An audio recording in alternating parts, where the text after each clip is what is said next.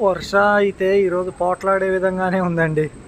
నేను గత 2 రోజుల నుంచి అంటున్న దానికి వర్ష చాలా కోప్పడిపోయినట్టుంది.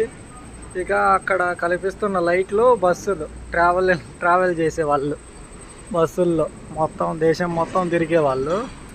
ఈ ఒకటి ఛత్తీస్గఢ్ బండ్లే 2. వాళ్ళు మధ్యాహ్నం సాయంత్రం నేను రాకముందు అయితే వచ్చారు. ఇక్కడే ఉండేసి ఇక డిన్నర్ అంతా ప్రిపేర్ చేసుకొని తినేసి నాకు కూడా పెట్టారండి నిజంగా డిన్నరు. నేను ఇక్కడ కూర్చొని ఉన్నాను. ఇంక వాళ్ళు వచ్చి పలకరించి మాట్లాడి ఎక్కడి నుంచి ఎక్కడెక్కడ తిరిగావు, సైకిల్లో ఎందుకు తిరుగుతున్నావు అని అన్నీ అడిగి ఇలా మాట్లాడారు. మొబైల్లో ఛార్జ్ లేదు, అందుకే ఫ్లాష్ ఆఫ్ అయిపోయింది. ఇక ఇంకా తింటూరా మాతో పాటి అని చెప్పారు.